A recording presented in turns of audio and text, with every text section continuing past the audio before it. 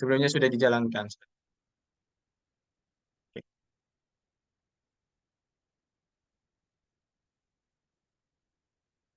Nah, sebelumnya aku juga mau ngasih tahu ke teman-teman ya, mungkin ada yang belum tahu Arigato Club itu apa. Jadi, Arigato Club adalah sebuah komunitas UI UX design yang di dalamnya itu membahas seputar UI UX design dan pengembangan produk digital. Nah, di Arigato Club ini, teman-teman kalau misalnya mengunjungi di Instagramnya gitu ya, kita sharing-sharing konten nih tentang UI UX design dan sebagainya. Kemudian di Arigato Club ini juga beberapa kali mengadakan event sharing session seperti ini ya. Terus kita juga ada grup WhatsApp-nya ya. Teman-teman yang sudah join, terima kasih. Di sana biasanya teman-teman yang sudah join sebelumnya itu bakal sering sharing-sharing gitu ya terkait biasanya itu share tentang project mereka yang udah mereka kerjakan, dribble shoot gitu, kemudian LinkedIn atau project-project tentang UX design yang teman-teman kerjakan itu boleh banget untuk di-share di situ. Terus buat teman-teman nih yang punya hasil desain ya UX atau studi kasus, itu bisa juga ya untuk ditampilin di Instagramnya kita. Kalau misal teman-teman berminat, langsung di DM aja ya di Arigato Club. Nanti kita bakal chat secara personal dan kita bakal ajak teman-teman meet nih gitu supaya bisa di enak gitu ya di uploadnya gitu. Tentunya kita nanti bakal tag kontributornya ya teman-teman yang mau eh, ngasih ininya ya studi kasus atau portofolio projectnya gitu ya yang mau ditampilin di Arigato Club gitu. Nah, sore ini aku nggak sendirian ya. Tentunya sudah hadir pemateri kita sore hari ini yaitu Kak David Melanov. Di mana di sore hari ini yang akan dibahas adalah tentang why business goal matter for UI UX designer. Jadi teman-teman akan belajar pentingnya tujuan bisnis gitu ya untuk seorang UI UX designer gitu. Jadi nggak hanya nggak hanya pengetahuan tentang desain aja nih yang dibutuhin gitu, tapi juga pengetahuan terkait bisnis agar produk itu nggak hanya nyaman digunakan oleh pengguna, tapi juga ada impact bisnisnya juga ke perusahaan gitu. Nah, sebelum kita mulai, teman-teman kalau misal mau dibikin story selama nanti penjelasan Kak David menjelaskan itu boleh banget ya. Jadi nanti bisa dibikin story. Kemudian nanti jangan lupa di tag Arigato Club ya, arigato.club dan juga boleh di tag Instagramnya Kak David ya. Untuk Instagramnya sudah dikirim di chat Zoom ya oleh Kak Dimas gitu ya. Teman-teman bisa tag David Milanov, David MLNV. Kemudian ada juga Instagramnya Arigato Club gitu.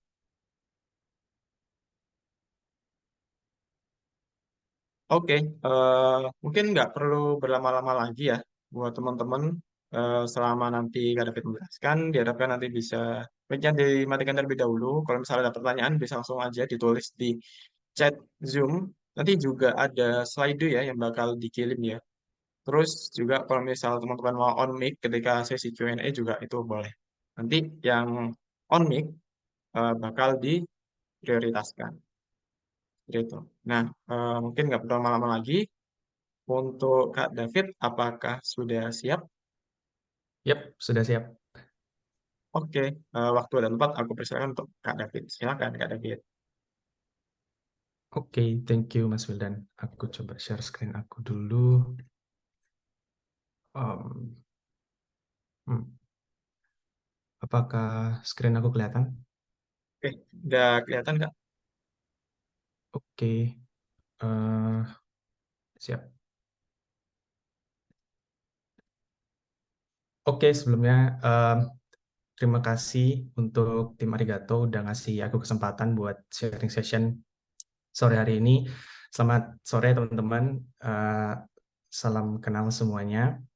Di kesempatan aku kali ini tuh aku pengen nge-share kenapa business goals itu penting buat kita sebagai UX designer tuh mengerti gitu dan paham bahwa setiap kita ngedesain sesuatu ngasih ide baru, ngasih solusi baru, kita juga harus mempertimbangkan business goals gitu ketika kita ngedesain. Nah, mungkin perkenalan singkat. Sebelumnya, nama aku David Milanov Nurak. Sekarang aku sedang bekerja di Jerman di startup e-commerce. Aku bekerja sebagai UX designer. Kemudian di samping kerjaan aku, full time aku juga sering bikin konten di TikTok. Sekarang lagi fokus sama nge-share juga soal UX design. Di waktu luang aku seneng fotografi, jadi aku suka moto-moto, terus biasanya aku upload di Unsplash gitu ya. Dan aku tuh suka hal-hal yang berbau kreatif lah, ngebangun sesuatu atau generating ide-ide baru, itu aku suka terlibat dalam prosesnya. Nah, untuk pengalaman profesionalnya sendiri, aku sekarang ya bekerja di company startup namanya AVNMe. Kemudian sebelum itu aku kerja di startup based in US namanya Excelbyte. Role-nya juga sebagai designer. Kemudian sebelum itu aku kerja di digital marketing agency based in Amsterdam, namanya Welo. Dan sebelum itu aku build my own studio yang handle mostly web design dan video editing clients. Jadi secara singkatnya seperti itu. Oke, kita lanjut ke slide selanjutnya. Oke, mungkin ini disclaimer di awal. Aku tuh nggak bakalan ngejelasin banyak dan mendalam tentang hal-hal ini. Sign up rate, completion rate, customer acquisition cost, conversion rate, itu semua aku nggak bakalan jelasin di sini.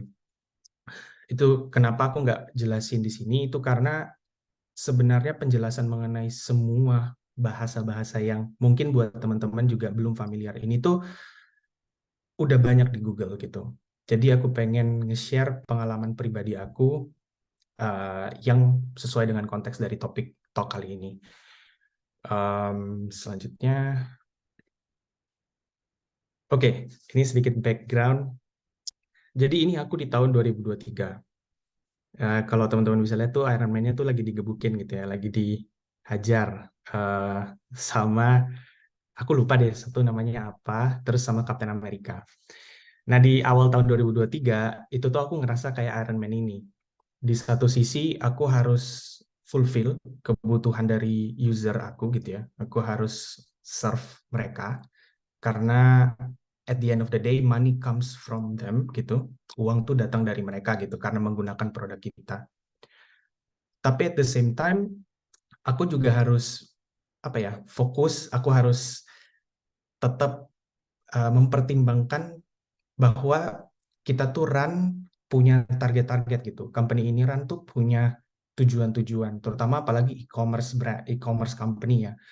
Um, kita sangat erat banget tuh dengan bisnis-bisnis metrik kayak yang tadi aku udah show di awal gitu ya. Conversion rate lah, sign up rate, segala macam. Nah, karena aku bingung gitu ya, aku dilema nih antara aku harus memprioritasin mana nih antara kebutuhan user aku tapi mengesampingkan apa ya tidak terlalu memperhatikan tujuan bisnis atau bisnis goals-nya atau aku ya nurut PM aku gitu ya nurut PM aku terus ya udah aku ngedesain aja sesuai dengan yang mereka mau gitu yang katanya fit the business goals gitu tanpa mempedulikan user which is wrong gitu kan karena ketika kita belajar UX gitu, teman-teman ikut bootcamp atau belajar dari resources online, itu pasti selalu fokus on user needs. Semua harus ke user needs gitu. Jadi ada apa ya? Ada dua hal yang bikin aku tuh kebingungan gitu dan kewalahan jujur karena nggak tahu apa yang harus diprioritasin. Kemudian, sorry. Nah, karena kondisi aku tadi, aku bingung antara memprioritaskan kebutuhan user atau business goals-nya. Jadi timbul pertanyaan di kepala aku, kenapa kita harus apa ya fokus dan mencoba mengimbangi kedua-duanya gitu? Kenapa aku nggak bisa fokus ke satu aja sih? Kenapa aku nggak bisa fokus ke user needs aja atau kebutuhan user aku?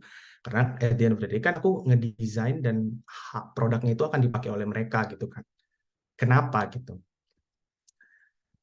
Nah ternyata selama perjalanan aku di UX ini ada tiga hal yang menurut aku um, apa ya, aku rasa bahwa companies atau organisasi yang aku pernah join itu mereka punya atau butuh business goals di awal tuh karena tiga hal aku ngelihatnya. Yang pertama tuh business goals itu ngebuat company atau organisasi atau orang-orang di dalamnya tuh fokus. Jadi tanpa ada tujuan bisnis, kita tuh nggak tahu nih arahnya mau kemana. Kita nggak tahu mau spending di mana misalnya, kita nggak tahu mau ngolah resources di bagian mana misalnya. Nah, dengan adanya tujuan bisnis, kayak misalnya, oh kita harus mau target pemasukan sekian juta gitu, puluhan juta, atau mau dapat pendanaan baru gitu misalnya, berapa juta. Nah, dengan adanya goals itu, kita tuh makin fokus dan ngarahin semua resources kita tuh untuk ya meet those business goals gitu. Itu yang pertama. Nah, apa ya, pattern yang kedua tuh motivate sebenarnya. Aku ngelihat business goals itu dia tuh bisa ngebuat employee-employee ya, in this case teman-teman atau mungkin aku juga yang bekerja di company itu apa ya, jadi termotivasi karena mungkin kita ada ekspektasi bahwa kalau kita berhasil achieve goals tersebut akan ada buah yang kita bisa raih gitu kan setelah achieve those kind of goals gitu. Jadi um, elemen motivasi juga berpengaruh gitu di sini dan itu mulai apa ya, mulai buat aku makin clear lah kenapa kita juga harus mempertimbangin isi business goals. Nah, alasan yang ketiga nih yang paling ngebuat aku oke, aku juga harus masuk nih di dalam diskusi mereka, di dalam perbincangan mereka gitu ketika mereka ngomongin budget segala macam. Aku harus at least ke-expose dengan hal-hal itu, yaitu grow. Um, aku sejauh ini belum pernah dengar ada company atau organization tuh yang nggak pengen grow gitu, yang nggak pengen bertumbuh. Pasti semuanya tuh pengen bertumbuh, mereka nggak mau stagnan aja. Grow yang aku maksud di sini tuh bukan nggak mesti dalam hal pemasukan gitu ya, uang dan segala macam. Mungkin mereka mau grow dalam product innovation atau inovasi produk-produk mereka. Mereka pengen testing dengan hal-hal yang baru, itu juga termasuk growth. Nah, dengan adanya business goals ini, dengan kita pay attention dengan business goals ini, kita bisa measure growth-nya kita. Kita bisa ukur pertumbuhan dari company kita yang kita sekarang lagi kerja. Kita bisa tahu kondisi perusahaan yang sedang kita tempati gitu atau kendaraan yang sedang kita tempati itu seperti apa, kesehatannya seperti apa gitu. Jadi dari tiga hal ini yang sebenarnya mendasari apa ya, mendasari aku kenapa aku juga harus mulai pay attention ke sana gitu, pay attention to the business goals as well. Gitu. Oke, Cut. Oke, jadi ini salah satu project yang aku kemarin sempat ngelakuin, which is redesign. Jadi ini yang teman-teman lihat di kiri ini yang sebelumnya. Ini actually card gitu ya, desain card yang tahun 2000 udah nggak pernah diupdate, sekitar 2 tahunan, dan it stays like this. Tapi berdasarkan previous data atau data-data sebelumnya, ini tuh yang paling banyak trafficnya gitu kan. Karena ini first step at the checkout process gitu loh. Akhirnya aku inisiatif untuk ngeredesign sama tim, kita gimana nih cara buat desain yang lebih oke dan lebih bagus. Tapi at the same time juga mempertimbangkan tujuan-tujuan bisnis tadi yang kita punya at the higher level gitu. Jadi setelah kita aku kombinasiin antara kebutuhan dari usernya dan kebutuhan dari bisnisnya apa, kita berhasil ketemu tuh di tengah-tengah. Dengan desain yang baru ini kita berhasil increase dia punya purchase rate, jadi semakin banyak orang yang complete the checkout, which is good for the business. Tapi uh, itu juga impact langsung ke drop off rate-nya, jadi orang makin sedikit gitu ya yang keluar atau cabut dari cart-nya.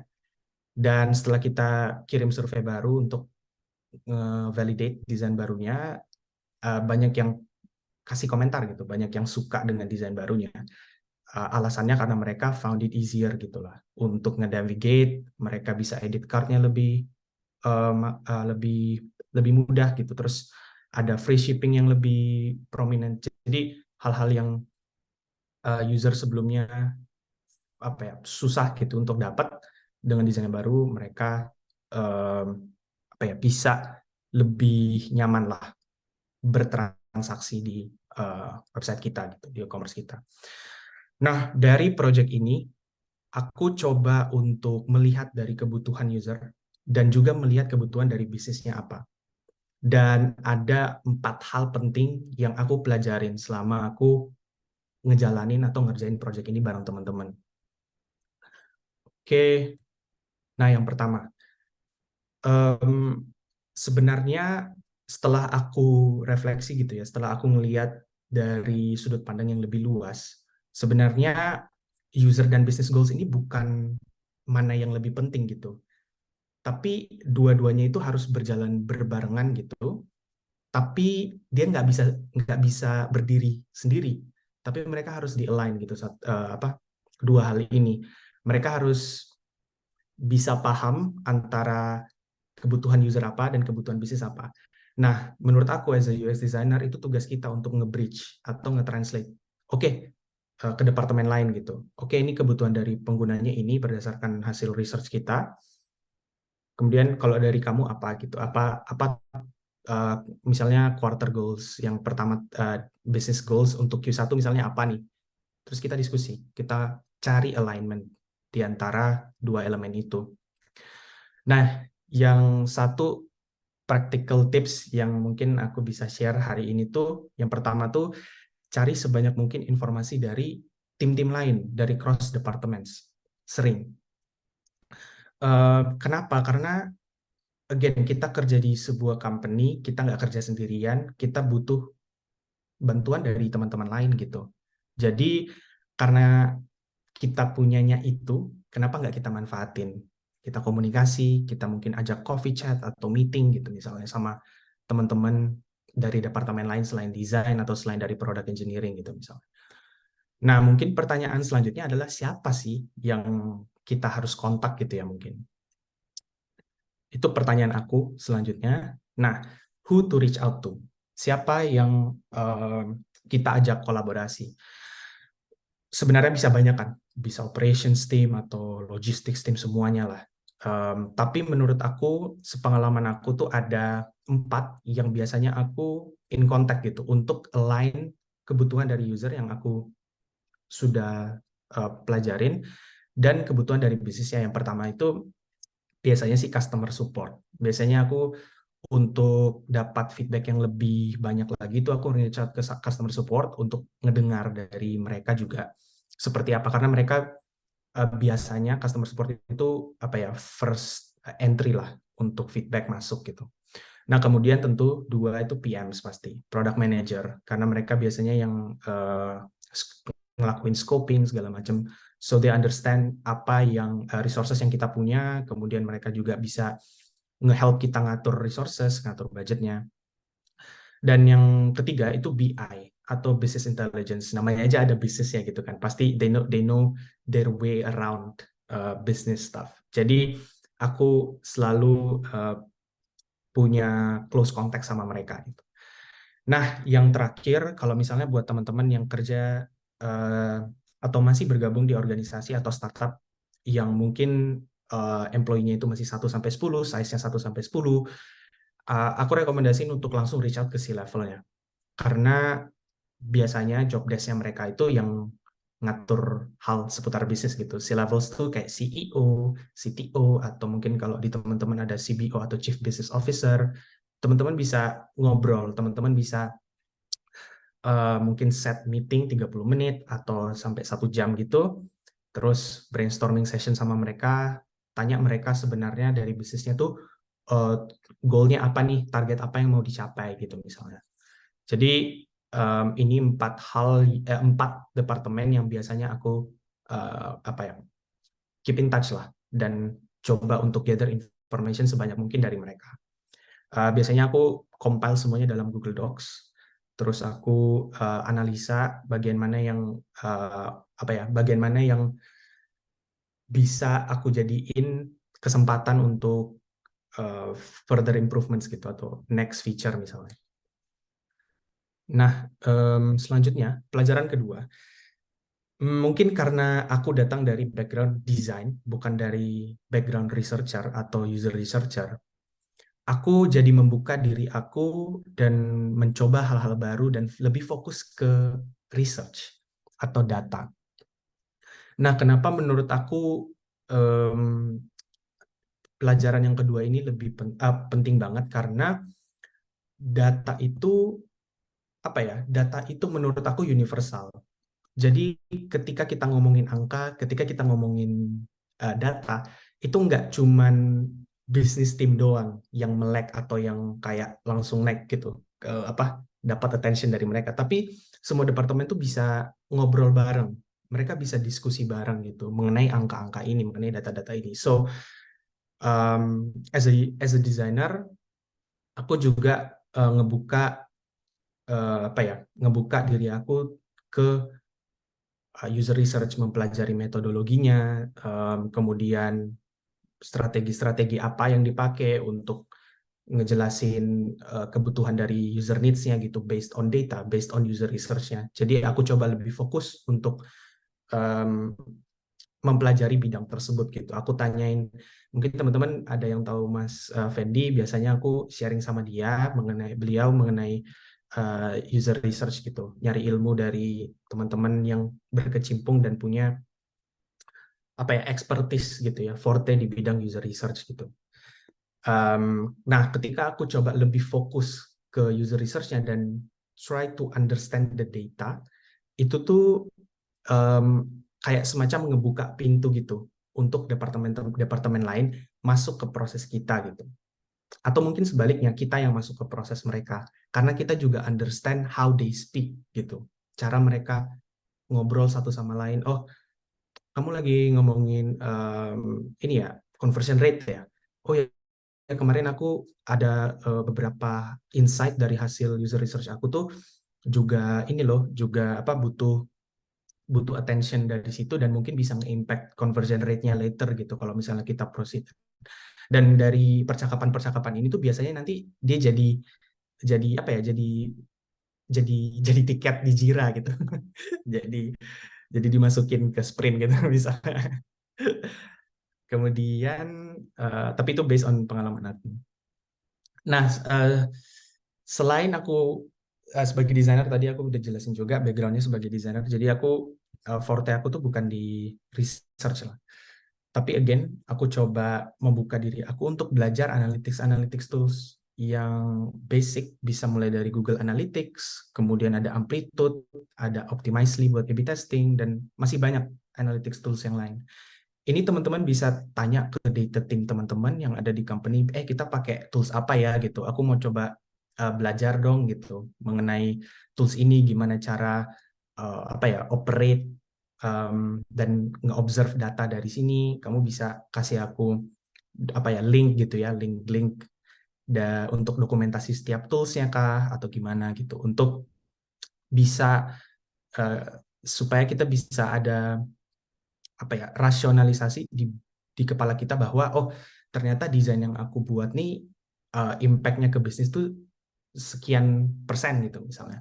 Nah itu semuanya bisa kelihatan jelas nih kalau kita juga understand tools-tools ini gitu. Setahu aku yang paling common atau yang paling umum itu biasanya pakai Google Analytics itu, karena dia lumayan easy to install, tapi aku ngeliat banyak banget di komunitas-komunitas tuh pada nggak suka gitu karena mungkin kayaknya terlalu ribet. Tapi ya ini salah satu tips mungkin dari aku, dan aku juga lagi mempraktis ini adalah aku coba baca dokumentasi banyak banget tentang analytics tools ini gitu. Ups.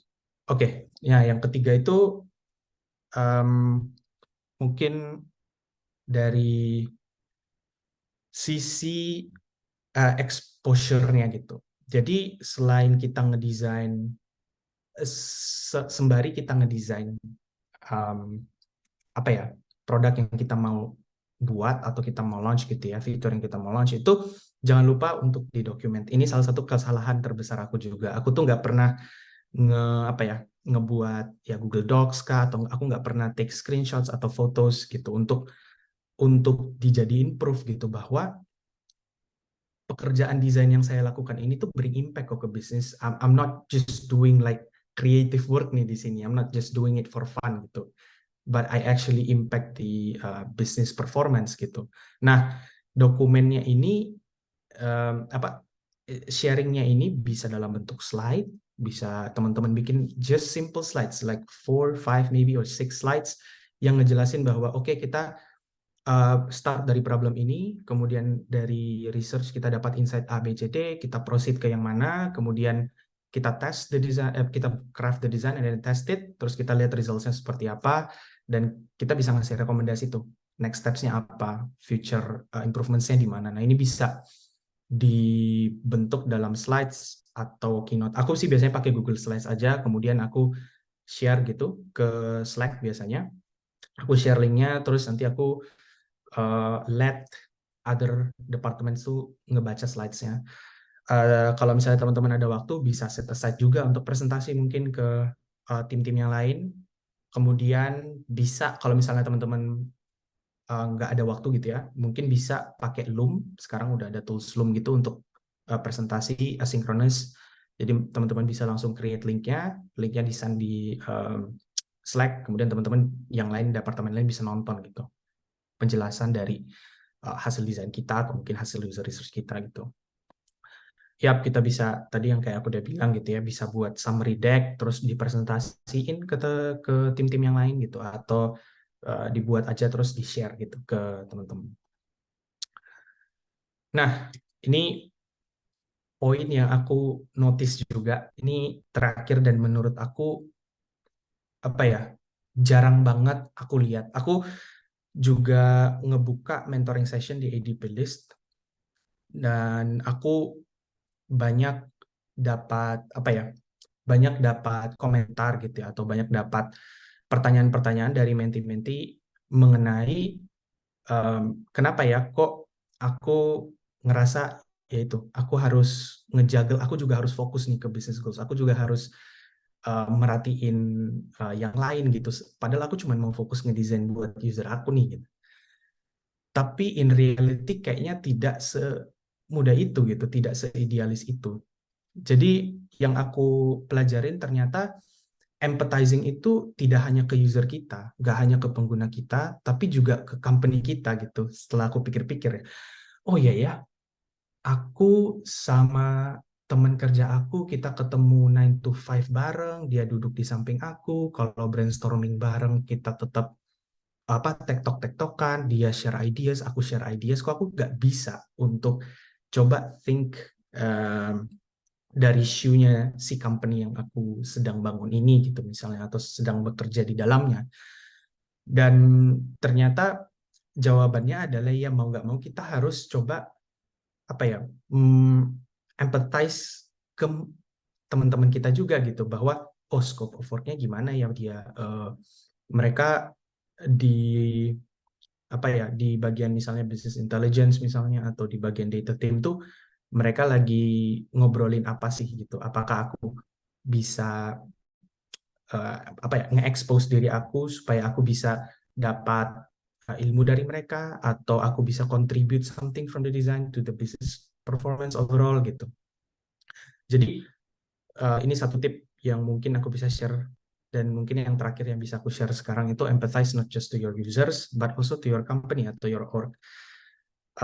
Kita selalu diajarin tuh, mungkin teman-teman ikut Google Course, aku juga sempat ikut Google Course, terus habis itu mungkin Interaction Design Foundation, terus ada juga Dan Norman Nielsen Group, itu selalu dengar kata empathize gitu kan, empati ke user, itu selalu yang di push forward. Tapi aku mau nge-challenge diri aku, kenapa aku nggak coba balikin itu ke perusahaan yang sedang aku bekerja gitu, kenapa aku nggak coba berempati ke mereka gitu, dan apa sih yang mereka mau capai, dan mereka butuhnya apa, so the business needs-nya apa nih gitu. Kenapa aku nggak coba balik uh, cara pikirnya gitu tentang konsep empati ini. Kemudian itu yang terakhir sih teman-teman. Nah, aku setelah setelah refleksi gitu ya, selama 4 apa dari project-project yang aku udah pernah kerjain di selama aku bekerja sebagai UX design ini tuh, aku kayak si Jim Carrey nih di sini. Aku kayak, apa aku harus tahu itu semua? Aku nggak hanya ngedesain doang gitu. Aku juga harus merhatiin bisnis. Kenapa gitu? Jadinya kayak banyak gitu hal yang masuk dan jadinya shock berat gitu aku sebenarnya. Um, Selain dari shock berat itu, aku juga ngerasa bahwa aku perlu share nih ke teman-teman karena aku ngerasa nggak cuman aku mungkin yang ngerasain. So makanya aku ada di sini. Nah, ini sebenarnya main point of this talk itu sebenarnya bukan bisnis atau UX teman-teman. Tadi aku ngobrol banyak lah soal CA, apa soal uh, hubungin CS gitu, hubungin customer service atau hubungin business intelligence, hubungin A, B, C, D, gather information dan segala macam. Itu sebenarnya practical tipsnya, tapi bukan main point of the talk, today's talk. Tapi main pointnya adalah gimana kita sebagai UX designer tuh mau step out of our comfort zone gitu.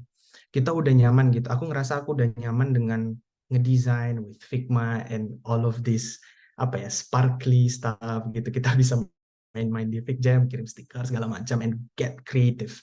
Tapi kita nggak pernah step outside of that zone sedikit aja gitu untuk mengerti mereka di on the other side itu seperti apa gitu. Dan ada quote dari Gini Rometty, dia CEO-nya IBM. Ini aku lagi kepikiran juga akhir-akhir ini. Aku baca artikelnya di Forbes, terus ada satu quote yang menurut aku bagus banget. Growth and comfort never coexist. Selama perjalanan aku di UX, aku sangat percaya dengan perkataan ini, dengan quote ini, karena aku nggak pernah ngerasa aku ada di posisi antara aku bertumbuh dan nggak nyaman, udah pasti, atau aku ada di kondisi yang nyaman nih, which is tadi, just focus on design, I don't care about anything else.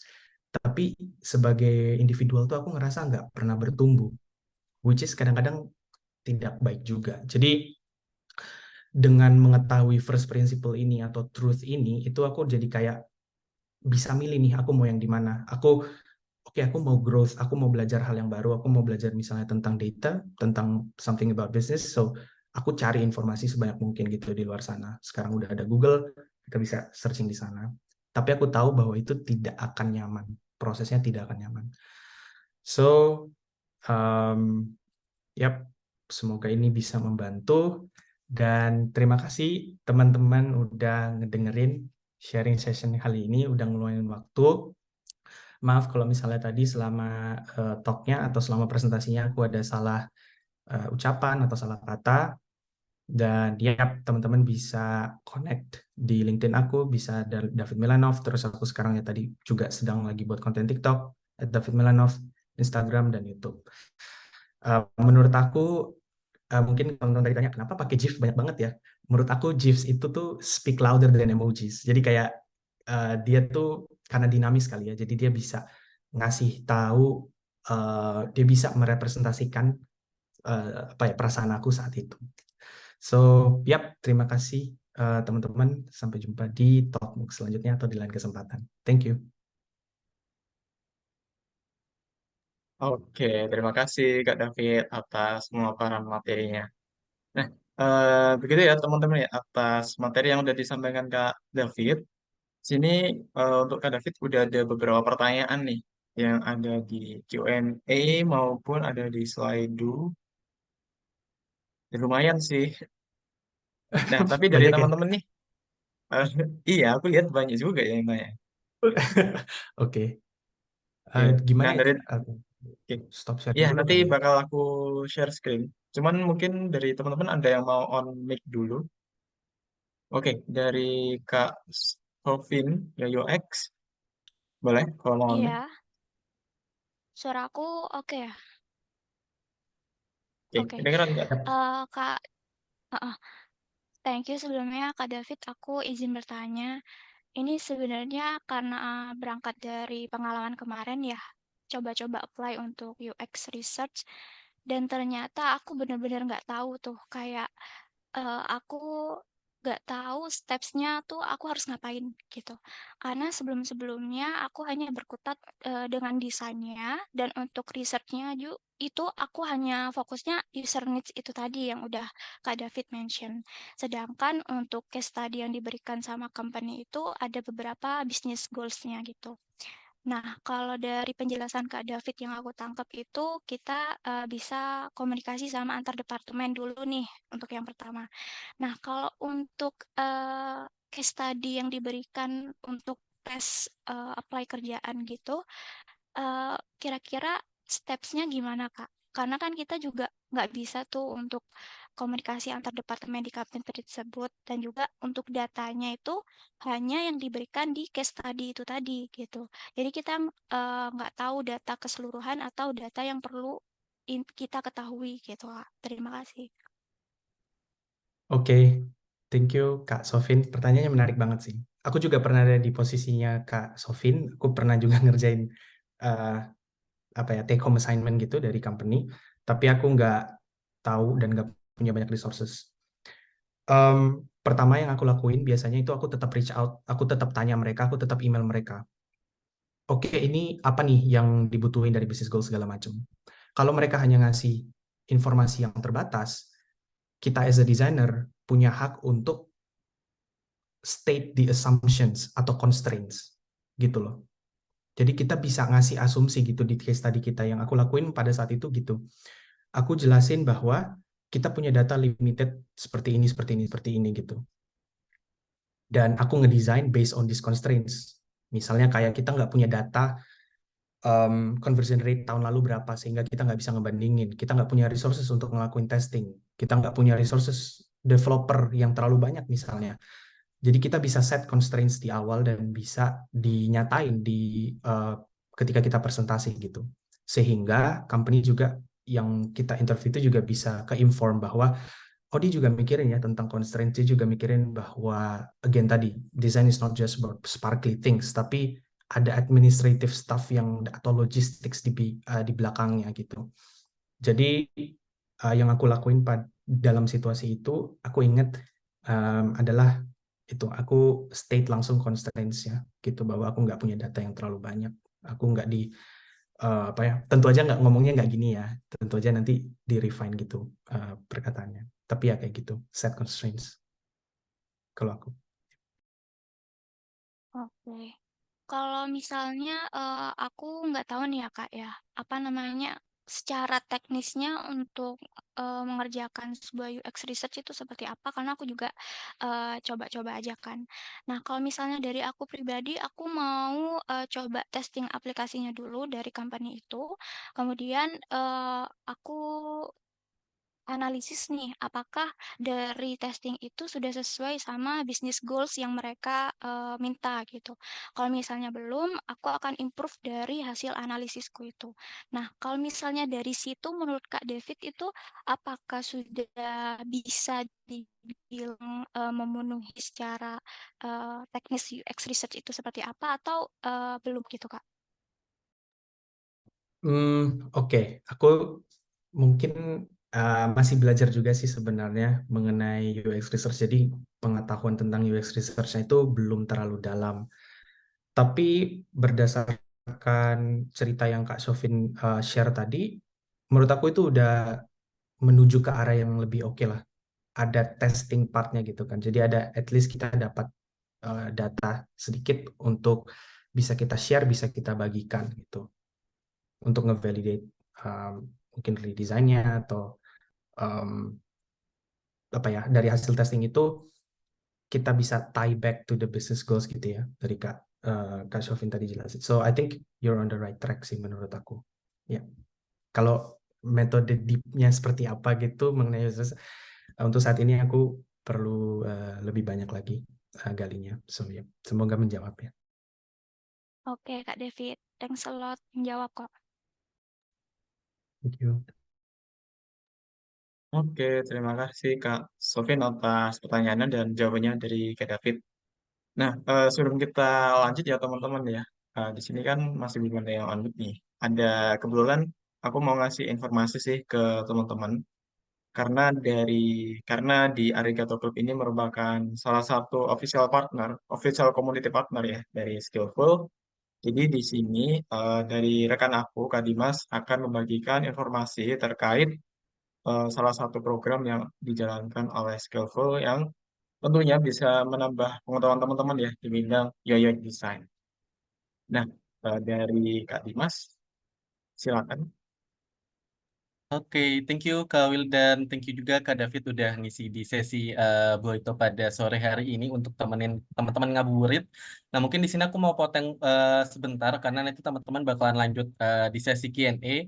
Di sini aku mau ngasih teman-teman untuk bisa belajar lebih lanjut lagi tentang UI UX maupun UX research dan nanti pastinya teman-teman yang hadir di sesi pada siang hari ini teman-teman juga bakalan mendapatkan promo ataupun diskon juga gitu. Jadi mendapatkan potongan harga khusus buat teman-teman yang hadir pada sore hari ini. Nah, Skillful baru saja launching untuk program mini bootcamp Kickstarter untuk tag bidang UX Research maupun UI UX. Nah, mungkin di sini yang tadi mungkin teman-teman yang masih mau belajar tentang mendalami tentang UX Research, nah ini cocok banget sih buat teman-teman. Jadi ini cocok banget buat yang ramah pemula, terus habis itu juga langsung dibimbing oleh praktisi berpengalaman dan peluang karier profesional dan sertifikat dan portofolio. Dan di sini juga ada fasilitas akses materi selamanya, terus habis itu juga akan ada career sharing session di bidang UX Research dan professional sharing session. Untuk yang masuk ke dalam top 10 final project itu akan mendapatkan one-on-one mentoring feedback. Jadi yang masuk ke dalam top 10 jadi nanti akan mengajarkan final project menghasilkan sebuah portofolio di bidang UX research itu akan mendapatkan one-on-one mentoring feedback. Nah, untuk instrukturnya siapa aja? Di sini ada Kak Dani, UX Research di Nafas, terus habis itu juga ada Kak Hafiza, terus habis itu juga ada Kak Diaga juga, dan ada Kak Nizar, dan Kak Aldi, UX Research di Halodoc, dan ada alumni Skillful juga yang sekarang lagi di Dana UX Research, yaitu ada Kak Kevin juga yang akan menjelaskan tentang dunia karir UX Research itu seperti apa. Nah, untuk materinya, teman-teman bakalan belajar tentang fundamental UX Research, terus habis itu juga tools-nya apa saja yang biasanya digunakan oleh UX Research, terus habis itu juga mengenai membahas tentang data kualitatif dan kuantitatif. Selanjutnya juga akan membahas tentang sintesis data. Selanjutnya juga akan membuat UX report itu seperti apa. Dan yang terakhir itu akan ada persiapan karier di bidang UX Research.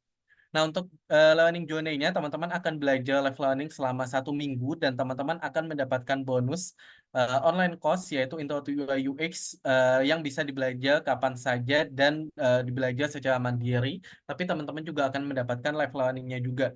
Selanjutnya juga akan ada pengumpulan final project-nya, terus habis itu juga ada penilaian final project-nya dan juga akan ada sesi one-on-one dengan mentor untuk yang masuk ke dalam top 10 best final project. Jadi teman-teman yang masuk ke dalam penilaian final top project terbaik itu akan mendapatkan one-on-one dengan mentor. Nah, untuk batch-nya sendiri, kita untuk yang UX Research itu ada di batch pertama dan akan jalan di bulan depan di tanggal 13 Mei dan hingga tanggal 25 Mei. Dan kita untuk harganya sendiri itu ada di angka 150.000 di diskon dari 499.000. Tapi untuk teman-teman yang hadir di sesi sore hari ini itu akan mendapatkan potongan harga dan untuk cara klaimnya sendiri teman-teman bisa isi form yang akan dibantu oleh Kak Wildan juga di kolom chat untuk teman-teman bisa klaim kode voucher. Nah, mungkin itu aja sih yang mungkin yang bisa aku jelasin. Tapi teman-teman nggak hanya UX research aja, teman-teman juga di sini Skillful juga akan ada UI UX. Jadi teman-teman kalau mau belajar UI UX itu juga bisa dengan mentor atau mungkin praktisi yang berbeda seperti itu dan secara live dibimbing langsung oleh mereka. Mungkin gitu aja, tapi mungkin aku buka sesi tanya jawab sebentar aja kalau semisal ada yang mau ditanyakan. Oke, kalau semisal nggak ada, nanti teman-teman bisa banget yang berminat bisa isi kode voucher yang udah dikirimin oleh Kak Wildan di chat gitu. Oh ya, mungkin jawab untuk Kak Andita, untuk program ini kita full online ya, Kak. Dan untuk kelasnya sendiri, itu secara 5 hari, secara live, dan kegiatannya akan di hari Senin sampai Jumat di jam 7 sampai di jam 9 malam. Dan kegiatannya itu akan mendapatkan recording dan full materi. Jadi buat teman-teman yang nggak bisa hadir, itu akan mendapatkan recording dan materi dan dibimbing langsung oleh mentornya seperti itu.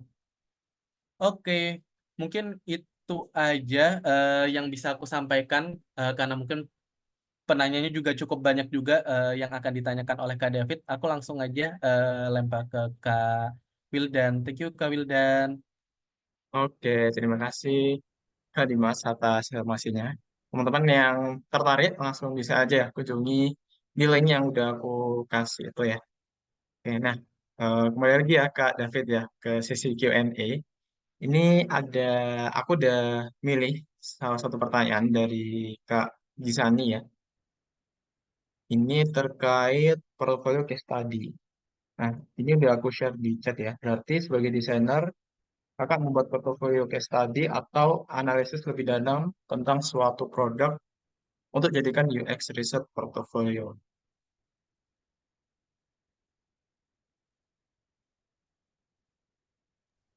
Em,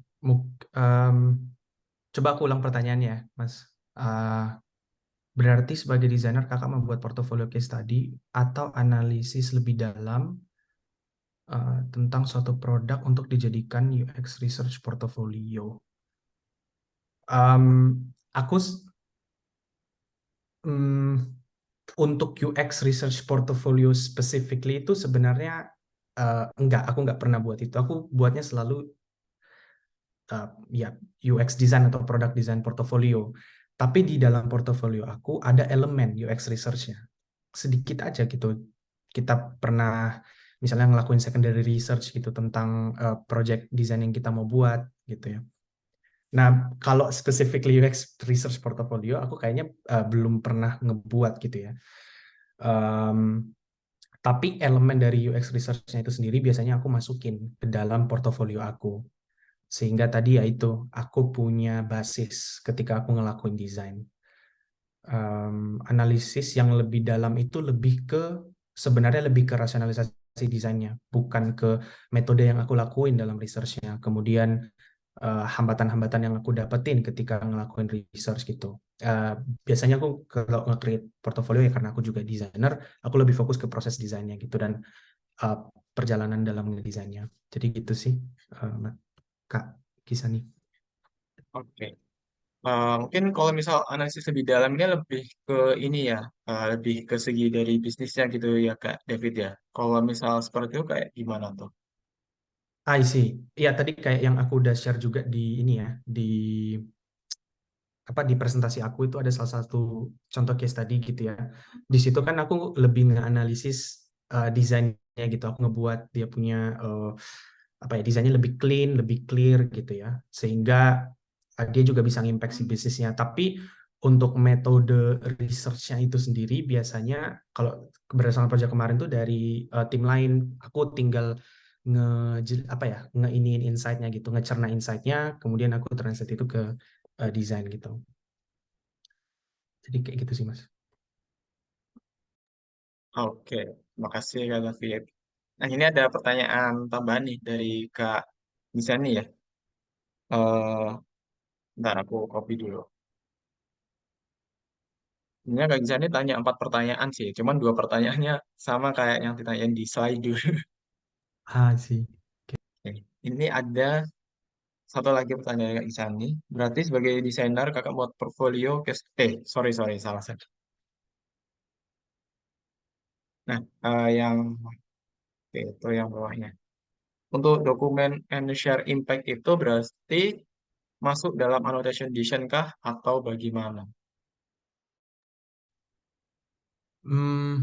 Annotation design ya. Maksudnya ketika ngedesain gitu kita nge-annotate gitu kah? Annotation design di sini mungkin aku definisin dulu. Itu kan berarti kita ngasih mark gitu ya ke desain-desain kita gitu. And itu uh, aku pemahamannya annotate itu seperti itu. Jadi iya dimasuk itu itu bisa dimasukin. Tadi aku juga nge-share itu kan aku annotate tuh. Kalau misalnya teman-teman perhatiin ada gambar-gambar orang itu aku annotate. Terus aku jelasin juga sebenarnya nge-annotate desain kita itu kan lebih mempertegas dan lebih memperjelas bagian mana yang harus difokuskin gitu kan. Bagian mana nih yang kita mau jelasin dari desain kita. So yeah, I think masuk ke dalam bagian itu document and share. Yeah. Oke, oke, terima kasih ya David. Yep. Nah, mungkin kita geser ke slide dulu terlebih dahulu ya, kayak aku share screen dulu. Tadi aku udah lihat ini sih beberapa pertanyaan, ada yang Benar-benar. populer pertanyaan tuh. Kayaknya kalau Oke. nggak salah tentang UX illustration ya. Teman-teman banyak yang penasaran tentang karirnya. Gimana gimana? Oke. Aku Mungkin kita malah tanya yang relate sama materi dulu kali ya, kayak ya. boleh boleh bebas. Oke. Ini aku ada pertanyaan nih dari bawah sendiri nih. Dari Anonymous. Nah, sorry. Dari ini, saat kita di tahap nyari bisnis goal dan tektokan atau diskusi gitu ya sama orang dari beragam divisi, apakah kita harus mantepin skill nego, komunikasi, dan public speaking gitu ya. Dan mungkin ini ya tipsnya dari Kak David sendiri gitu ya terkait tiga skill ini kalau misal atau misal dari Kak David sendiri itu kayak gimana gitu caranya biar bisa kolaborasi sama divisi lain gitu. Oke, ini menarik sih. Thank you buat pertanyaannya.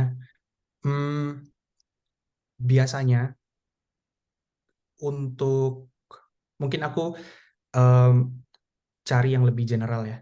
Aku nggak mau fokus ke skill nego, skill komunikasi atau skill public speaking. Aku mau lebih fokus ke yang lebih besarnya dulu, terus baru kita deep dive. Sebenarnya kan intinya itu kolaborasi kan. Nah, cara aku kolaborasi, kalau aku pribadi biasanya ketika aku mau kolaborasi dengan departemen lain, itu biasanya aku do my own research dulu. Misalnya aku mau kolaborasi sama tim data. Sebelum aku misalnya meeting atau sharing something ke mereka, itu aku biasanya research dulu di Google. Apa sih job desk mereka gitu? Apa sih yang biasanya mereka day to day-nya kayak gimana kalau di company lain segala macamnya. Sehingga aku at least ada amunisi nih.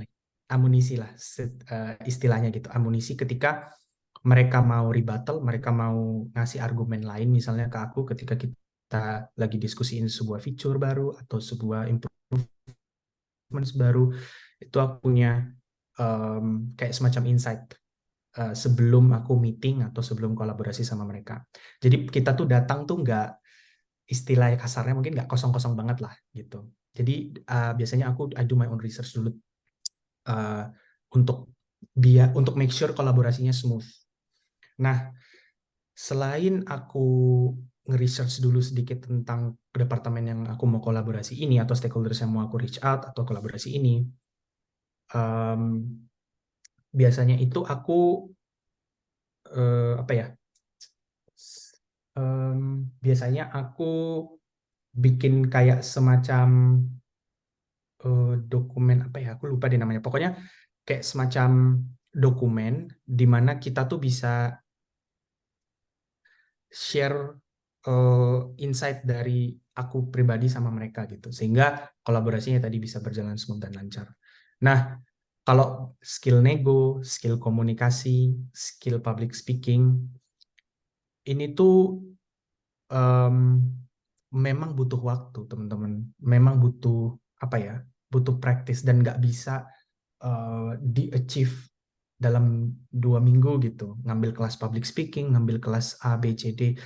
Karena menurut aku untuk bisa bagus dalam berkolaborasi, dalam skill nego, dalam skill public speaking, communication, satu unsurnya itu adalah kita harus paham betul dengan apa yang kita mau sampaikan gitu.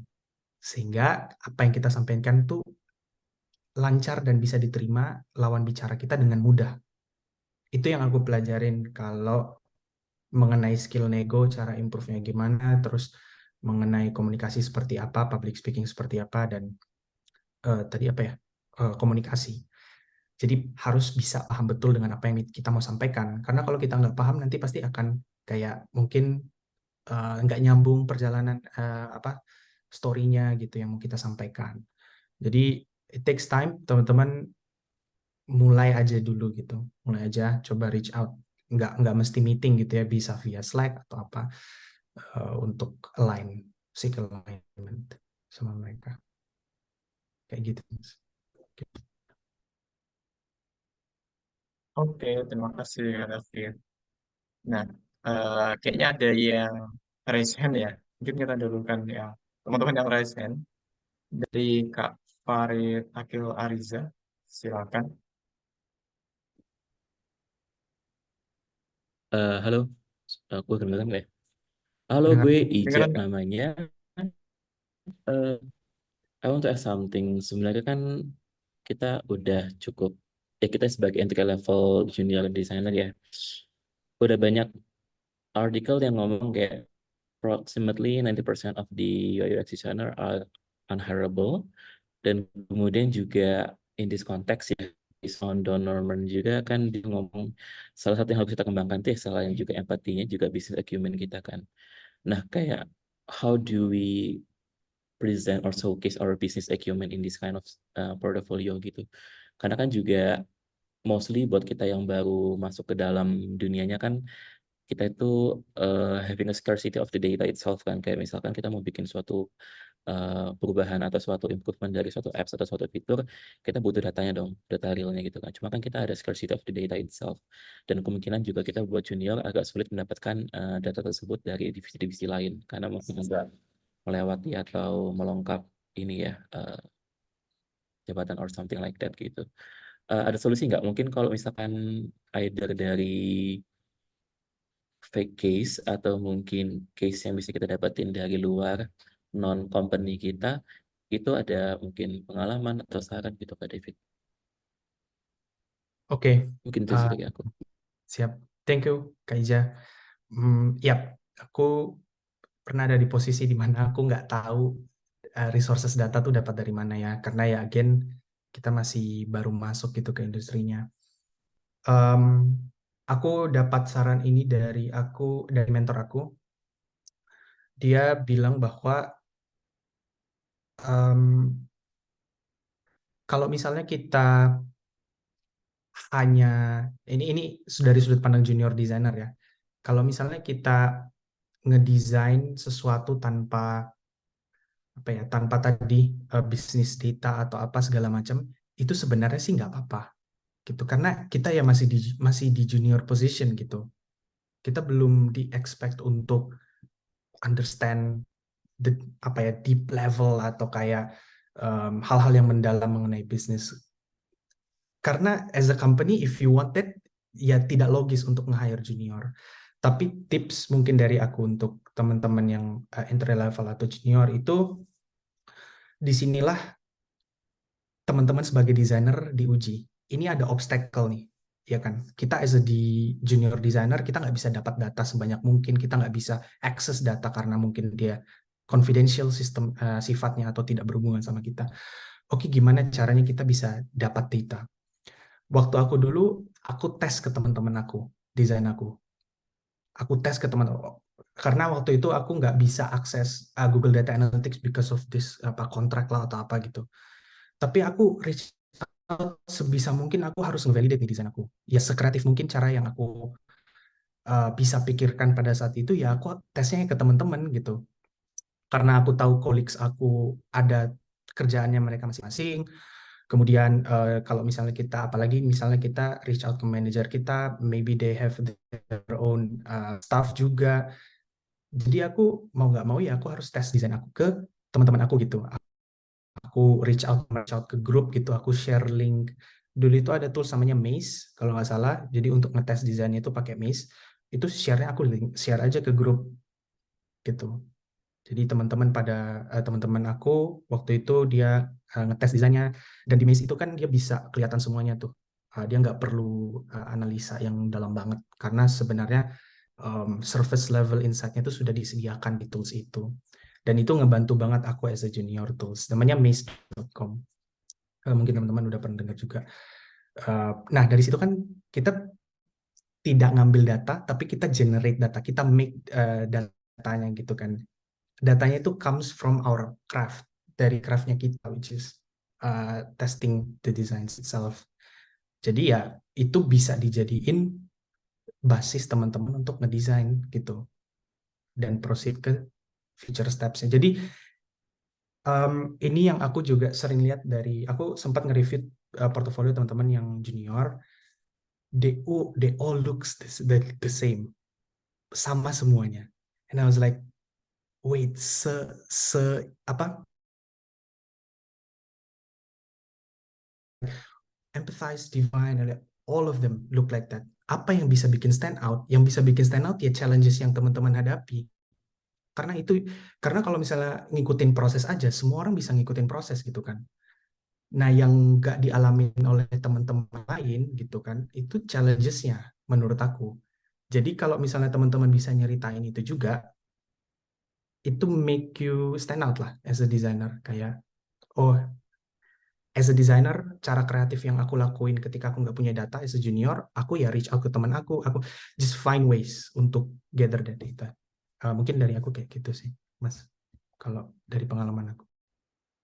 I see. Berarti memang data tuh walaupun levelnya beda-beda ya, maksudnya kan data dengan teman kita kan bisa kita bilang cukup banyak biasnya, tapi if that's all what we can get, ya udah kita ambil itu dulu aja kali ya. I Iya, see. daripada nggak ada sama sekali kan. Ya. Hmm. Karena sedikit kita juga sih dilema juga kan, junior position itu kan sekarang sedikit banget ya untuk desainer ya. Dan banyak artikel even tuh dari luar yang ngomong kita tuh unhireable karena level of skill kita tuh nggak mumpuni atau mungkin nggak melebar ya. Nah itu juga menjadi sebuah kebingungan aku juga sih, kayak how to show our maybe business acumen atau mungkin juga uh, empathy kita ke user, those kind of stuff. Tapi ya mungkin it needs time juga sih untuk bisa ngerti itu. Ya, takes time. Thank you buat pertanyaannya, Kak Oke, Ica. terima kasih Kak Ija atas pertanyaannya ya. Oke, kita lanjut ke slide dulu lagi ya, Kak David ya. Oke. Hmm,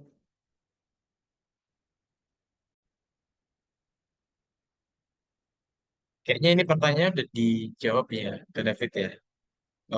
Kayak dia itu belum bisa reach out user secara langsung karena di luar scope. Apakah dari tips dari Kak David Oh, untuk overcome ini? Gitu. ya. Kayaknya Tadi ya, udah. uh, hmm, oke. Kita lanjut ke mana tadi ya?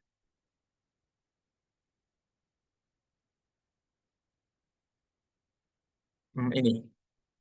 Kayaknya ini bikin, sorry, minta pendapat gitu ya. Jadi ada seseorang, Anonymous, itu bikin studi kasus web fan club penyanyi. Nah, untuk bisnis goals-nya itu naikin jumlah subscribers and build loyalty with existing customer by promo. Jadi, nah, itu nggak apa-apa kan ya? Atau dari Kak David ada saran lain? oke. Bentar, coba aku baca dulu ya.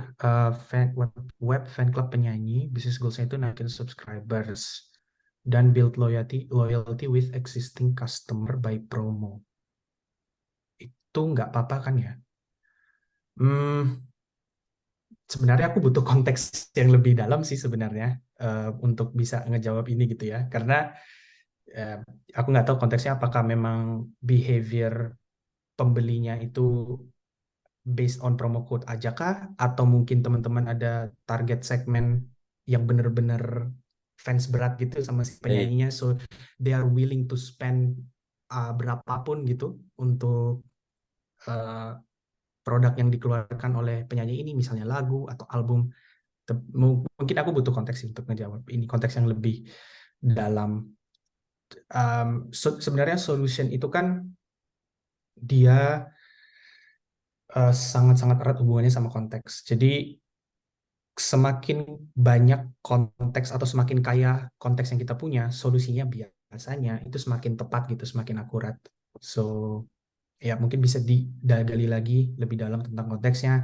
Kalau menurut aku mungkin bisa di-create dulu user personanya gitu, dan study purchasing behavior mereka misalnya, study mereka belinya seperti apa, terus baru kita bisa ideate solutionnya, apakah promo code atau mungkin lebih ke spend ads marketingnya misalnya gitu kan. Ya, gitu sih Mas. Oke, berarti butuh lebih banyak konteks supaya lebih detail gitu ya. Apa sih Yes. permasalahannya atau apa yang mau dibahas gitu ya. Iya, menurut aku gitu. Oke, ini aku cari dulu ya. Ini ada beberapa pertanyaan lagi sih di Zoom. Ini kayaknya banyak yang penasaran sih sama Kak David ya. Eh, Ya, kalau kita ini dulu deh, ini kayaknya banyak yang tanya sih, kait yang tas dulu nih. Kalau misal Kak David mau boleh cerita nih, penasaran gimana Kak David bisa landed in company sekarang, dan boleh diceritakan. Mungkin sharing gitu ya, berbagi pengalaman. Kok bisa sih sampai ke Jerman gitu? boleh, boleh, boleh, boleh. Sangat-sangat boleh. Em, jadi, eh, mulai dari mana ya? Sebenarnya mimpi untuk, jadi aku start di UX design itu di zaman 2019 mungkin atau 2018 akhir, di mana resources tentang UX design itu kebanyakan dalam bahasa Inggris dan belum terlalu banyak yang dalam bahasa Indonesia, maksudnya yang up to date gitu. Sehingga dari situ muncul keinginan untuk kalau misalnya kerja di company luar negeri seperti apa ya rasanya gitu. Apakah berbeda dengan di Indonesia gitu misalnya. Karena kok semua groundbreaking innovations atau findings itu biasanya dari luar gitu. Jadi itu bikin aku penasaran. Nah, aku mulai tuh 2021 lah, kalau nggak salah, itu aku mulai ngelirik-lirik opportunity, meskipun nggak perlu ke company yang besar gitu ya, maybe work in a startup gitu. Mulai sebenarnya itu dari tahun 2021, aku mulai lihat di LinkedIn, mulai dilihat di AngelList, we work remotely, apapun itulah. Aku cari, terus pada saat itu emang belum dikasih jalannya lah gitu. Aku masih perlu upgrade diri aku mungkin, atau pengalaman aku di desain, uh, apa ya, mungkin aku belum ngelihat desain itu seluas sekarang gitu. Nah, long story short, aku tahun 2022 itu pindah ke company yang uh, based di Seattle, tapi dia punya cabang di Jogja dan namanya Excelbyte. Dan exposure dan Excelbyte ini klien-kliennya itu big companies gitu di bidang game. Pernah kerja sama-sama Sony, pernah kerja sama-sama Krafton versus Evil. Krafton tuh kalau nggak salah yang buat PUBG, game PUBG. Jadi collaborate sama teman-teman internasional tuh terbangunnya dari situ. Nah, aku nggak tahu kenapa, tapi dari awal aku ya full time-nya itu yang di digital marketing agency, sama sebelumnya itu aku memang udah ada pengalaman kerja sama orang, tidak hanya orang Indonesia, tapi orang yang internasional. Dari situ aku melatih bahasa Inggris aku supaya lancar berbahasa Inggris gitu ya. Jujur aku nggak ambil kelas sama sekali, aku cuman belajar dari YouTube gratisan karena nggak ada budgetnya waktu itu. Jadi aku belajar dari YouTube gimana cara ngomong dalam bahasa Inggris, just some basic stuff, basic grammar, tenses, sama vocab. Udah 3 ini aja yang aku fokusin gitu. Karena dengan kita ngerti ini, karena kan bahasa Inggris itu menurut aku satu bahasa yang universal, dan dia bahasa yang sangat-sangat konteks, sangat-sangat merhatiin konteks. Kamu misalnya mau ngomongin masa depan, itu ada strukturnya sendiri. Kamu mau ngomongin masa lalu, yang kejadian masa lalu, itu ada strukturnya sendiri. Jadi ada 3 elemen tuh dalam bahasa Inggris yang aku pelajarin banget. Grammar, tenses, sama vocab. Nah, dalam pengalaman aku kerja di company-company internasional ini, aku jadinya mau nggak mau harus belajar juga. Sampai ya sekarang dapat opportunity di Jerman ini. Dan aku nggak bisa, aku juga nggak perlu bahasa Jerman, karena kebetulan di company aku sekarang itu pakai bahasa Inggris. Jadi kita day to day-nya ngomong pakai bahasa Inggris. Dan teman-teman, ini mungkin suatu hal yang aku juga rasain ketika aku dulu di Indonesia, bahwa wah, kalau aku ke luar negeri itu berarti aku harus jago bahasa Inggris ya, aku harus jago. Enggak, teman-teman. Orang-orang di sini juga pada apa ya, kadang-kadang ketika mereka ngomong aku pun nggak ngerti kadang-kadang bahasa Inggrisnya. Jadi jangan apa ya, jangan takut dan jangan ngelimit diri kita sendiri sih mungkin. Misalnya kayak aku harus jago banget dulu nih bahasa Inggrisnya, aku harus jago banget dulu ini. Sepengalaman aku hanya ngerti basic-basicnya aja gitu ya. Tadi 3 itu teman-teman bisa cari di Google juga, grammar, tenses, sama vocab. Jadi belajar itu praktis terus. Biasanya aku praktis di depan cermin gitu. Aku print pidato-pidato terus aku coba baca. Karena waktu itu aku nggak ada teman buat ngobrol bahasa Inggrisnya, itu aku pakai Google Translate untuk sebagai feedbacknya gitu ya. Kayak ini cara pronounce-nya gimana ya, cara nyebutin kalimat ini atau kata ini gimana ya. Jadi aku cari cara kreatif lah. Jadi kayak gitu sih mungkin long story short-nya kali ya. TLDR-nya gitu. Dari kenapa bisa sampai di Berlin sekarang. Ya. Oke, Kak David, terima kasih. Nah, mungkin bisa jadi motivasi buat teman-teman ya. Nggak terbatas dalam satu pekerjaan, mungkin mau yang lanjut sekolah juga boleh, bisa ditiru konsepnya gitu ya, konteksnya gitu ya. Ya. Oke, kita lanjut lagi ya. Temen kayaknya penasaran juga sih ya. Aku juga penasaran sih sebenarnya sih. Oke, eh, ini ada sebenarnya pertanyaannya sama ya, kayak yang di chat ya. Jadi intinya mau tahu tentang proses UX research, terutama untuk case UX illustration. Untuk mencapai hasil yang bagus, itu proses risetnya seperti apa? Mungkin ini proses riset untuk UX ilustrasinya gitu ya, gambar-gambar di apps gitu ya. Kalau risetnya seperti itu kayak gimana? Oke. Aku sempat nyatat tadi jawabannya. Karena aku ngeliat itu tuh yang nomor satu, bukan yang ini yang nomor satu. Jadi aku tadi nyatat dulu jawaban itu. Nah, aku jujur belum pernah ngerjain illustration karena aku nggak tahu gambar, teman-teman. Aku kalau mengenai skill gambar ekspresif atau gambar itu aku nggak terlalu jago. Tapi aku pernah kerja bareng sama UX Illustrator. Aku pernah nanya-nanya soal hiring proses UX Illustrator tuh gimana sih gitu kan. Dan salah satu poin yang disampaikan sama teman aku ini adalah konteks. Jadi semakin ilustrasi yang kita buat itu bisa menjelaskan konteksnya, gitu misalnya semakin berhubungan dengan konteksnya. Misalnya di login page gitu ya, atau di sign up page, kalau kita naruh ilustrasi apa ya, ilustrasi tumbuhan gitu misalnya atau apa gitulah yang di luar konteks dari login, itu biasanya ya tidak pas gitu kan dengan konteksnya.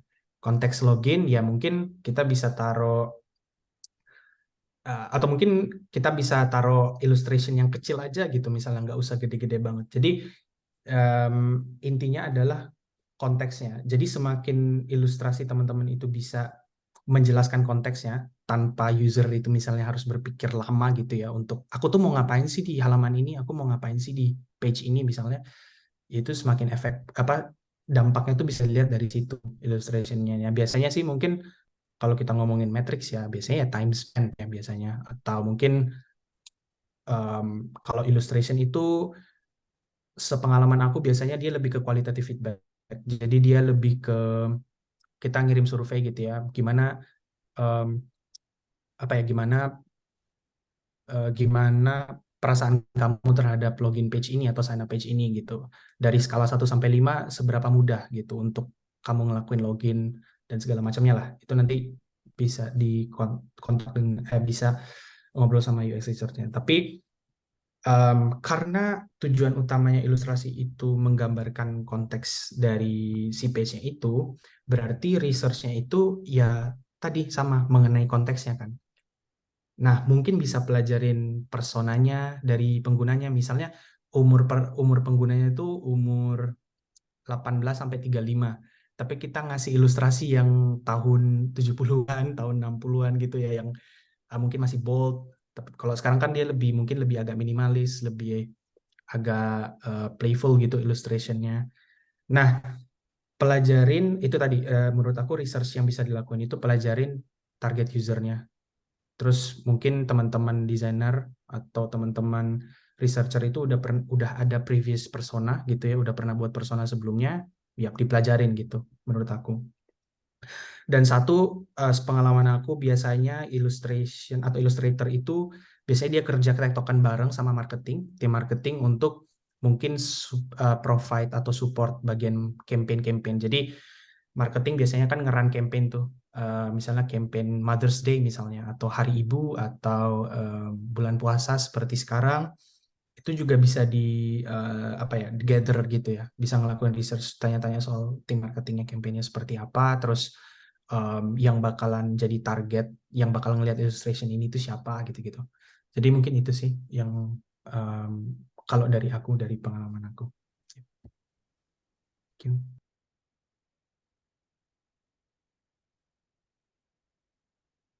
Oke, terima kasih Kak David. Baik, sebentar. Ini ada masalah teknis ya. Oke, oke.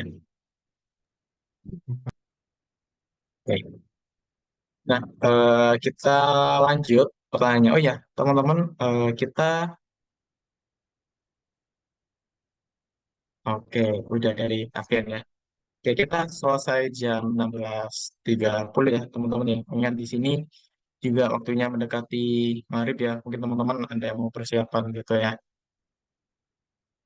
Oke, kita lanjut ke pertanyaan. Mungkin ini ya, Kak David ya, terkait karir lagi sih. Eh, ada nggak kebiasaan atau tips bagi yang masih kuliah atau masih belum masuk dunia kerja gitu ya? Bisa meminimalisir orang di hard way tentang gas riset yang tadi diceritain.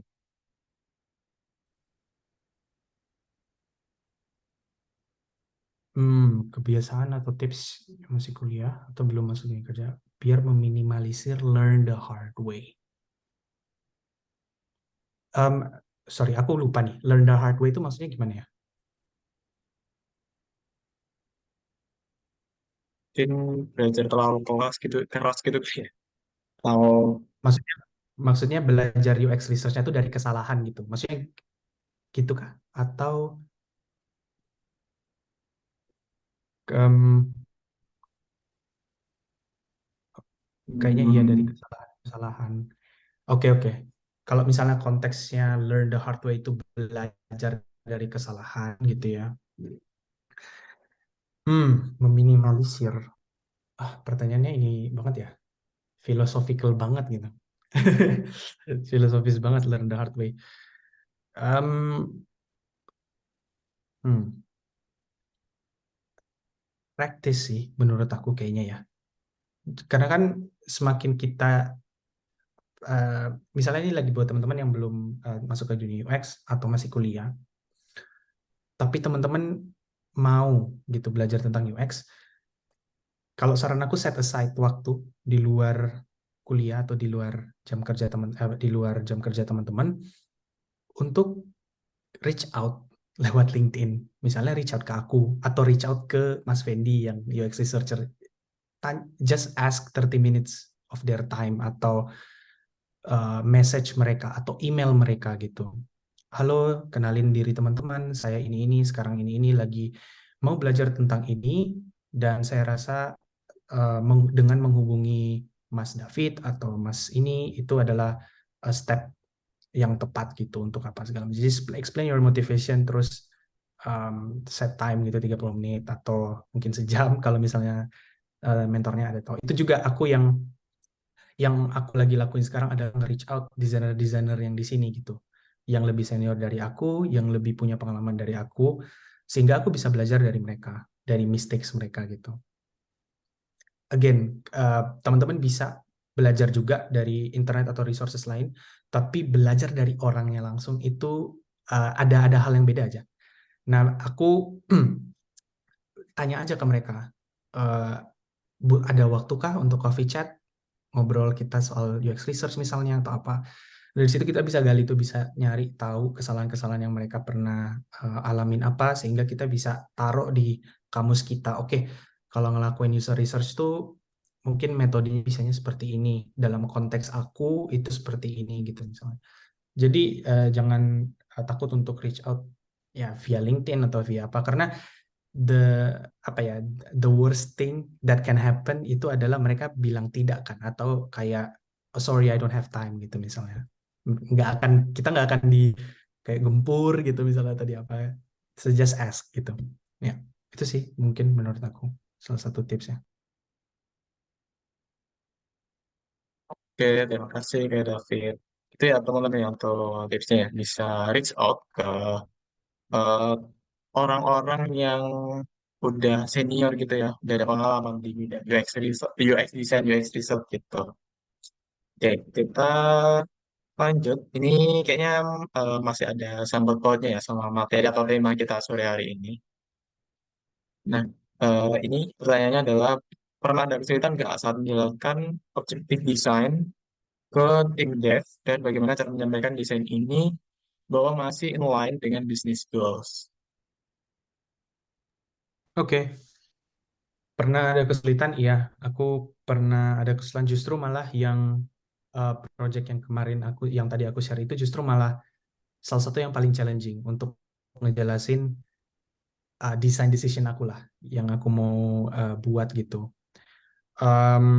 Sebenarnya kalau dari konteks project kemarin itu lebih susahnya itu ke tim devnya karena untuk ngebuat free shippingnya itu lebih menonjol terus lebih apa itu butuh dari segi karena kita rely on Shopify gitu ya. Jadi on the technical side itu agak lebih terlimitasi lah. We don't build it in house yet on the front end side. Jadi um, cara aku ngejelasin itu ke tim dev adalah nge-provide data sebanyak mungkin. Jadi aku bikin apa ya grafik terus ya pakai impact effort matrix aja sebenarnya impact effort matrix terus habis itu aku map out ide-idenya dan di samping di samping kiri atau samping kanannya itu aku list business goals-nya terus aku meetingin sama devnya oke kita punya business goals ini terus solution atau idea yang bisa menuhin user needs-nya atau kebutuhan dari usernya dan business goals-nya itu apa. Jadi di layout aja semua di situ, bikin dokumen yang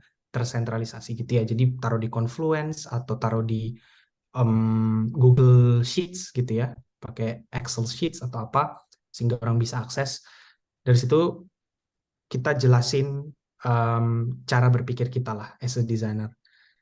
Kita nggak, aku juga pelajarin nggak bisa maksain juga gitu. Kalau misalnya decision akhirnya tidak sesuai kita, well, at least kita sudah nyampein rasionalisasi kita.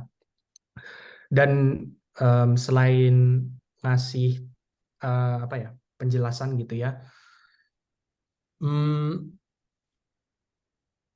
aku selalu coba tanya why ke dev aku.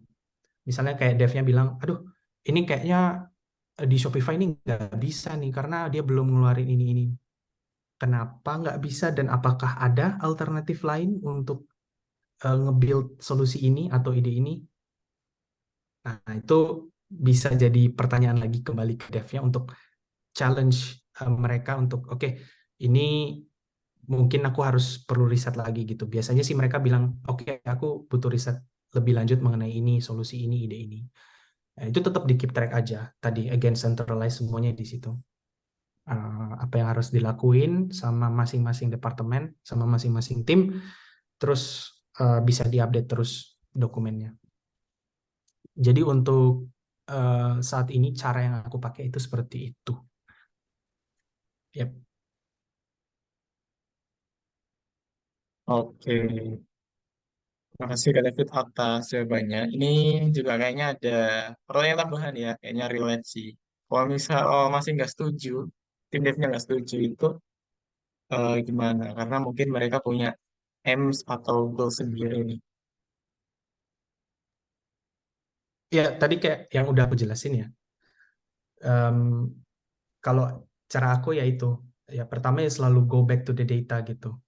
Selalu rely back on the data, on the previous data. Kalau mereka masih belum paham gitu, ya kita jalan terakhir biasanya aku tanya terus, aku ask why, kayak deeper questionnya kenapa nggak bisa gitu, dan coba understand dari segi developer itu seperti apa. Kalau misalnya pun nanti user needs, kalau menurut aku asumsi aku tidak semua user needs itu tidak tercukupi gitu kan, pasti akan ada yang miss kita mungkin karena memang secara teknikal belum bisa gitu, kita masukin aja tuh di backlog kita gitu kan, kita masukin di backlog mungkin untuk kedepannya kalau misalnya ada teknologinya udah mumpuni baru bisa di execute gitu desainnya. So Kalau misalnya mereka yang masih nggak setuju, tapi kita dari segi desain sudah effort, ya sebenarnya tidak apa-apa, karena again balik lagi ke mindset tim, kerja sama orang lain gitu. Ya, gitu sih kalau menurut aku.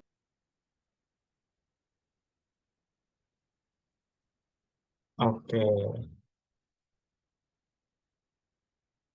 Nah, ini kayaknya ada Kak Fendi. Oke, udah ditambahin ya sama Kak Fendi di chat ya. Loh, oke. Katanya O- ada nggak bisa join Mas Fendi. Oh, ternyata ada juga. Oke, oke. Oke, kita kita mungkin satu pertanyaan lagi ya teman-teman ya. Mohon maaf ya teman-teman yang mungkin pertanyaan nggak pilih, tapi ini udah aku pilihin ya. Ini kayaknya ada yang tanya terkait portfolio, banyak ya yang tanya portfolio ini ya. Jadi intinya, eh, oke aku kasih. Jadi inti pertanyaannya itu, nah gimana sih supaya CV and portfolio kita itu dilirik oleh company? Kemudian apakah jumlah portfolio berpengaruh atau ada faktor lain yang mempengaruhi? Terus juga ada tambahan sih pertanyaan terkait portfolionya Kak David itu sendiri itu bentuknya seperti apa gitu. Kayak mungkin dari Kak David ada tips sendiri gitu lah terkait menyusun portfolio gitu. Oke, aku coba jawab singkat ya. Kalau sekarang portofolio aku tuh aku pakai Framer. Jadi aku buat portofolio aku di Framer. Awalnya itu aku pakai PDF teman-teman biasa. Aku compile jadi satu. Terus itu yang aku pakai buat apply atau mungkin buat em, share ke klien gitu ya. Kalau misalnya mereka ada kerja butuh jasa UX design. Em, untuk sekarang sih aku pindahin ke Framer semua biar lebih gampang lah diakses sama orang. Tapi aku belum nggak bisa sih share sebenarnya karena ada beberapa yang NDA gitu ya. Ada beberapa yang ada non disclosure agreement-nya sama company-company sebelum. Jadi nggak boleh di-share. Kemudian gimana sih supaya CV dan portofolio kita dilirik oleh company? Again tadi, aku udah kayaknya Mas Ija ya tadi, aku udah sempat jelasin di Mas Ija juga.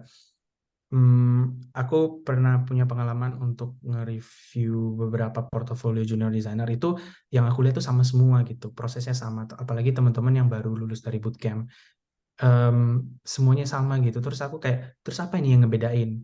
Nah setelah aku mikirin lagi dan berkaca dari pengalaman, ternyata yang bikin aku mungkin beda dari yang lain itu adalah challenges itu. Karena challenges yang kita hadapin selama kita ngejalanin proses desainnya pasti tiap orang beda-beda.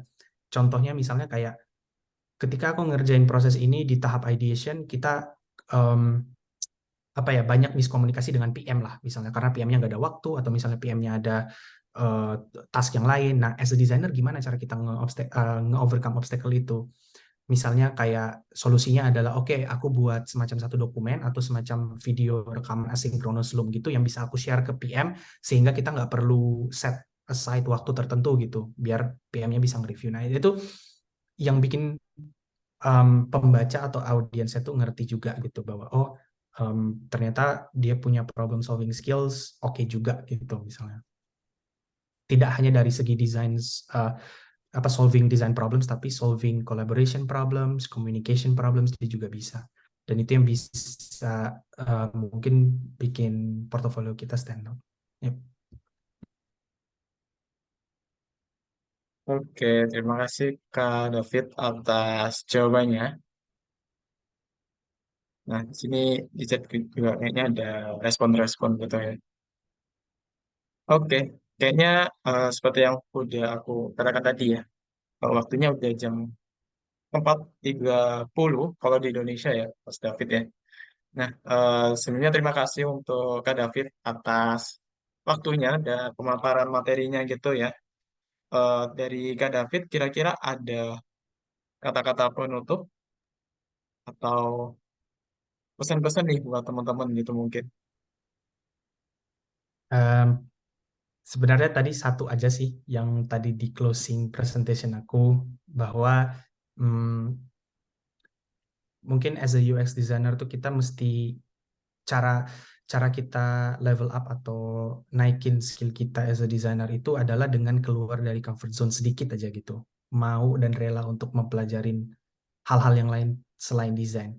Just the surface level gitu. Karena tadi ya, growth and comfort never coexist. Jadi kita dikasih pilihan nih, mau grow atau mau tetap stay di comfort zone. So be aware dan yap, sukses terus ke depannya, dan thank you buat udah ngeluangin waktunya sharing session kali ini. Thank you.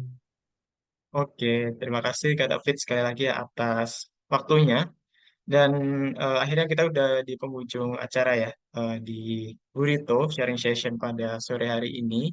Terima kasih untuk Kak David sudah sharing-sharing nih tentang pentingnya pengetahuan bisnis untuk UI UX designer. Dan pastinya ini bakal kepake terus gitu ya, apa yang disampaikan dari Kak David buat teman-teman. Nanti teman-teman juga bisa lihat rekaman ulangnya di YouTube. Nanti link YouTube-nya bakal di-share ya, kalau misal udah di-upload di YouTube gitu ya. Dan terima kasih juga buat teman-teman semua yang sudah bergabung di Ngabuburit bareng Ari Gato sore hari ini.